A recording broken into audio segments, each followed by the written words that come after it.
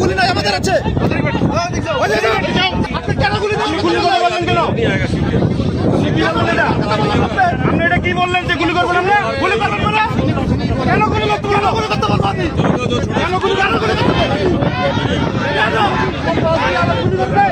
গুলি করবে না? আজলামি কথা গুলি করবে না। গুলি করবে আমাদের নাই। গুলি নাই আমাদের আছে।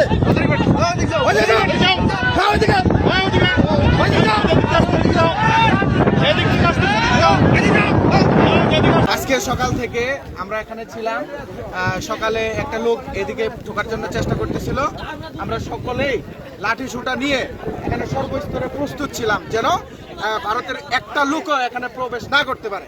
কিন্তু আপনার বিএসএফ আসলো, আসার পরে জোর করে এদিকে ঢুকাইয়ে দিতে চাইতেছে বাংলাদেশের দিকে।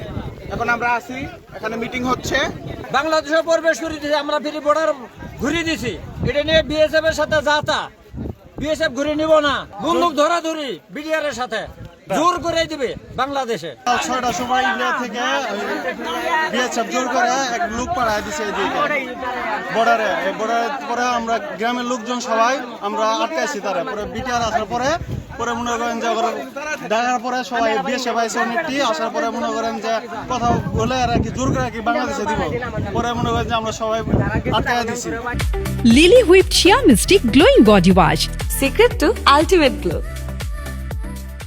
ওই পাশে একটা গেট ছিল, ওই গেট থেকে কোশ্চেন করছে, করার পর লোকটি রিজার্ভের করছে মানে চক্রে অস্ত্র নিয়ে বড় আবু তাবুল ভাবে চলাফেরা করছে।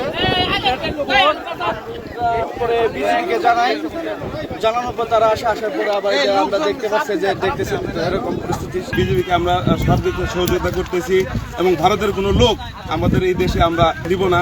আমরা যত ভারতের লোক এই দিকে যদি আসতে চাই আমরা ঠেলে তাকে ভারতে পাঠিয়ে দিব।